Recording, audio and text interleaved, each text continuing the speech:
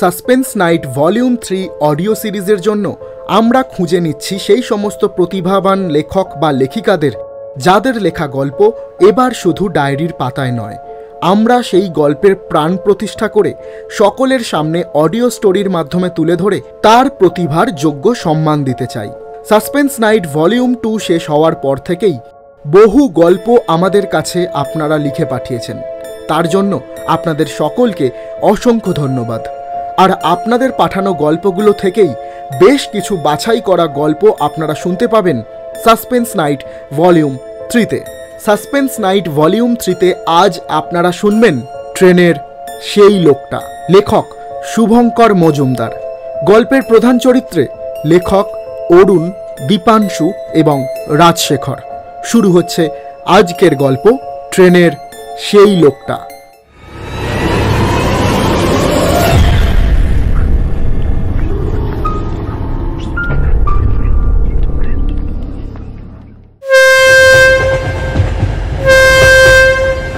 ট্রেনের হঠাৎ ঝাঁকুনিতে ঘুম ভেঙে গেল অরুণের।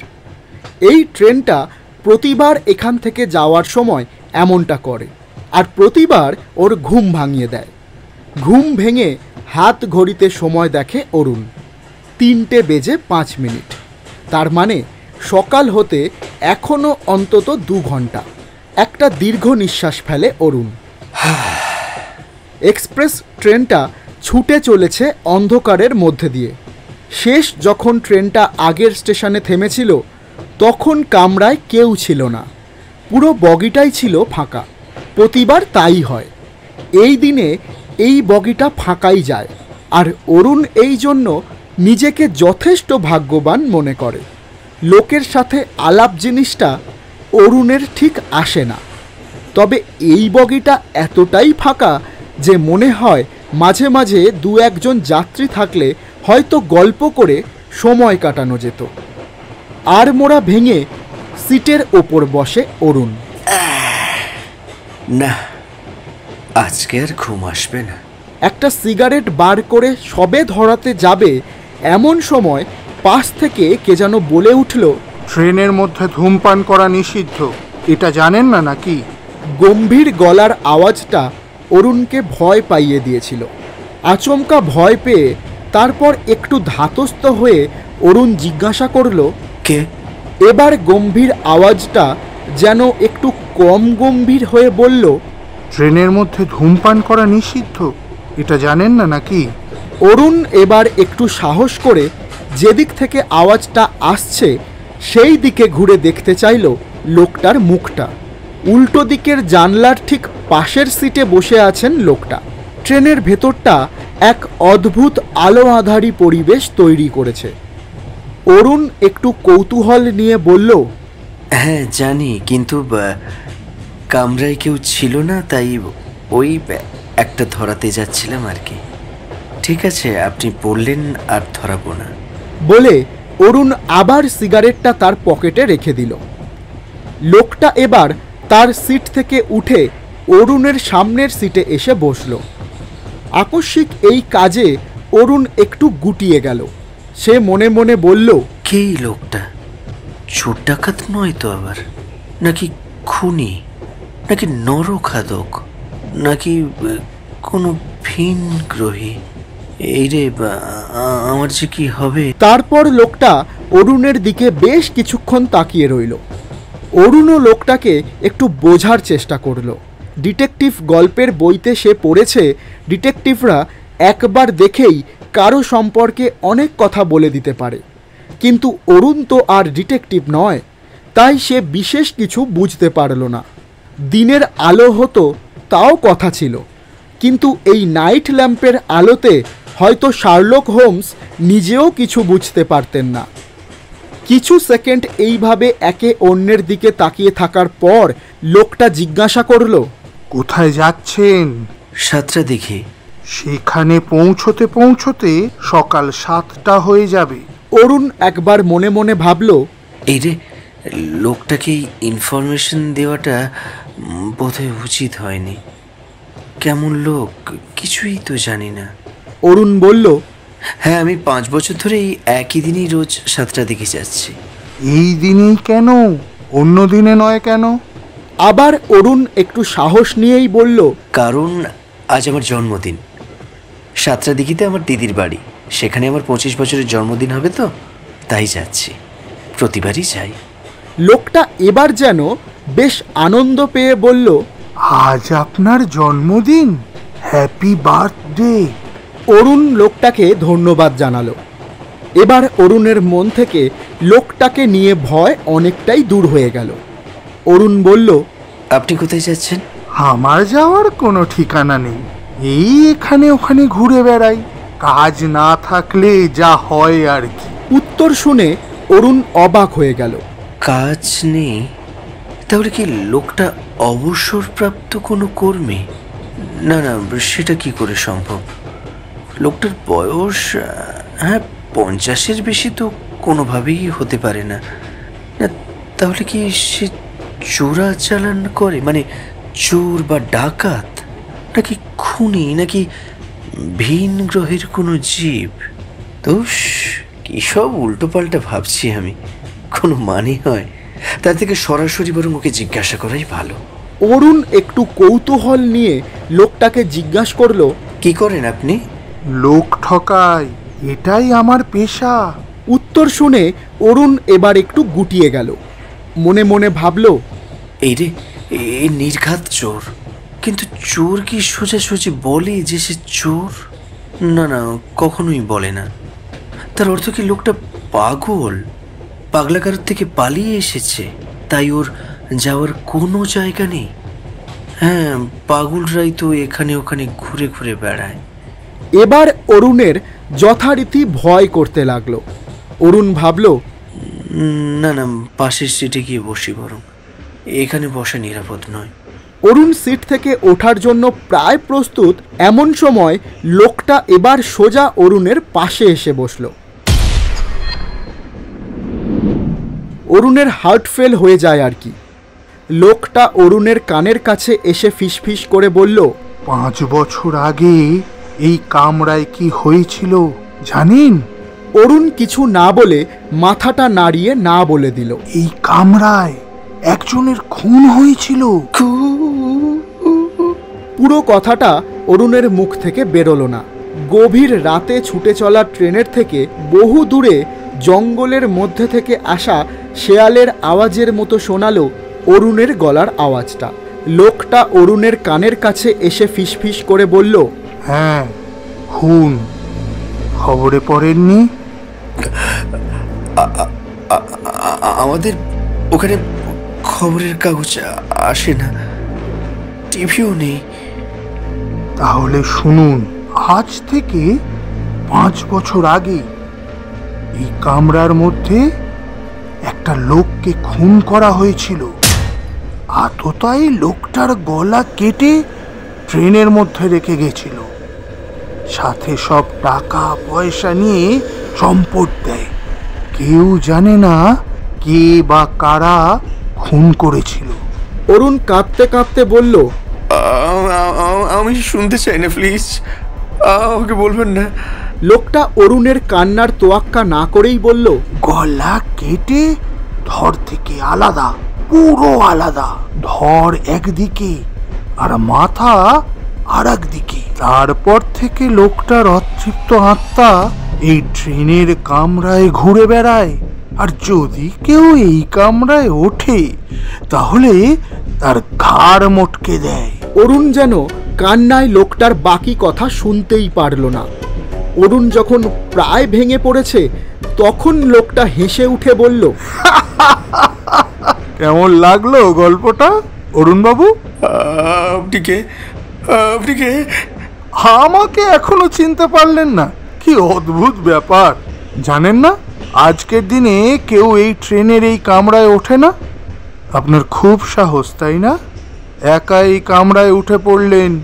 অরুণ মাথা নাড়িয়ে না বলল। কান্নার চোটে সে কথা পর্যন্ত বলতে পারছে না। লোকটা একটু রেগে গিয়ে বলল, আমাকে চেনে না এমন লোক এখনো বাংলায় আছে? আপনি বাঙালি তো?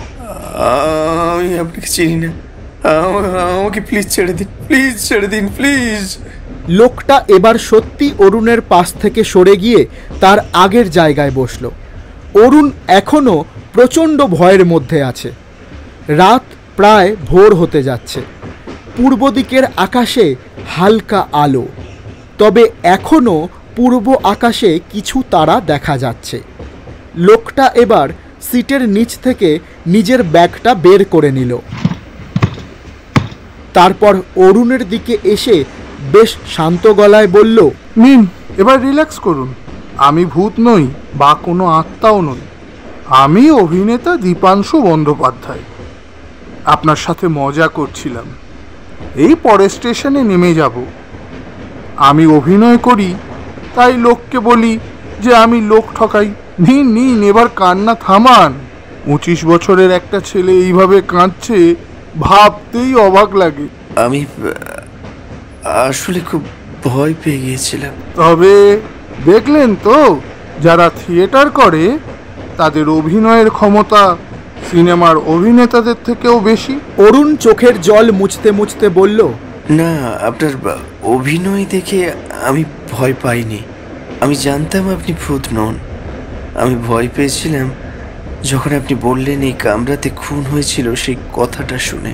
কেন, ভূতে খুব ভয় লাগে? আগে লাগলেও ওই শেষ 5 বছরে আর আমার লাগে না। কিন্তু কিন্তু যখনই ঠিক 5 বছর আগের খুনের রাতের কথা মনে পড়ে, তখনই ভয়টা কেমন জেগে ওঠে। আপনি সেটাই করলেন আজ। 5 বছর আগের খুনের কথাটা আমায় মনে করিয়ে দিলেন।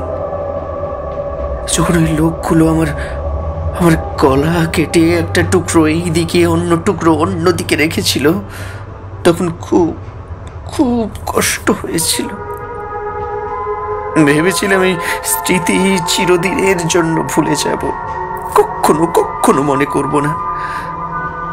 কিন্তু কিন্তু কেন জানি না, প্রতি বছর এই দিনে, একই দিনে এই কামরাতে আবার ফিরে ফিরে আসি, আবার ভোর হওয়ার আগেই মিলিয়ে যায়।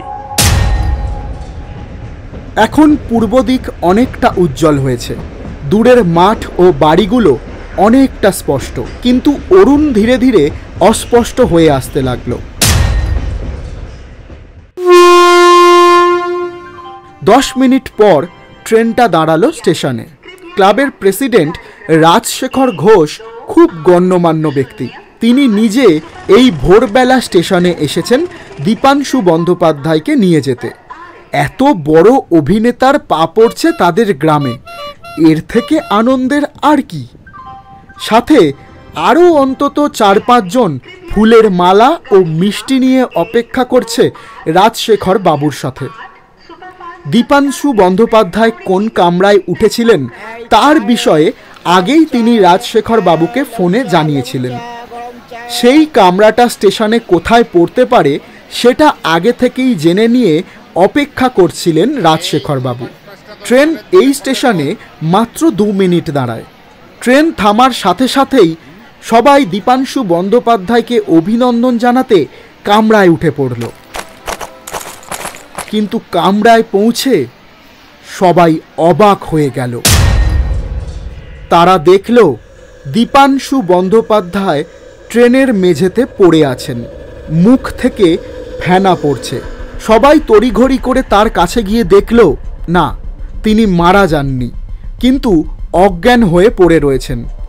কামরাটা আজকের এই বিশেষ দিনে খুব একটা ভালো থাকে না, আর সেই জন্যই যে কেউ এই কামরায় টিকিট পেলেও এই দিন ওঠে না। সে বিষয়ে রাজশেখর বাবু অভিনেতা দীপাংশু বন্দ্যোপাধ্যায়কে জানিয়ে দিয়েছিলেন, কিন্তু দীপাংশু বন্দ্যোপাধ্যায় এই বিষয়ে একেবারেই কর্ণপাত করেননি। পরে রাজশেখর বাবুর বাড়িতে যখন দীপাংশু বাবুর জ্ঞান ফেরে, তখন রাজশেখর বাবু তাকে পুরো ঘটনাটা জানান। আজ থেকে 5 বছর আগে অরুণ বসু নামে এক বছর 25-এর ছেলে কলকাতা থেকে সাতটাদিঘি যাচ্ছিল। সেই দিন ছিল শুক্রবার রাত। পরের দিন শনিবার ওর জন্মদিন। অফিসের কাজ সেরে শুক্রবার ও কলকাতা থেকে ট্রেনে ওঠে, কিন্তু ওর আর সাতটাদিঘি পৌঁছানো হয়নি। ট্রেনের মধ্যে দুষ্কৃতী হানা দেয়। কামরার মধ্যে মোট 25 জন লোক ছিল, যার মধ্যে 3 জন মারা যায় ওই দুষ্কৃতীদের হাতে, আর এই 3 জনের মধ্যে একজন ছিল অরুণ বসু। দুষ্কৃতীরা ওর মাথা ধড় থেকে কেটে একবারে আলাদা করে দেয়। তারপর থেকে প্রতি বছর এই দিন করে অরুণের আত্মা এই ট্রেনে প্রকট হয়, তাই এই দিনে কেউ আর ওই কামরাতে ওঠে না। গল্প শুনে মহাসাহসী অভিনেতা দীপাংশু বন্দ্যোপাধ্যায়ের গলা শুকিয়ে গেল। হয়তো আবার তিনি অজ্ঞান হয়ে পড়বেন। তবে এরপর থেকে তিনি যে আর কখনো কারোর সঙ্গে এইভাবে প্রাঙ্ক করবেন না, তা তিনি নিজের মনে মনে শপথ নিয়ে নিলেন।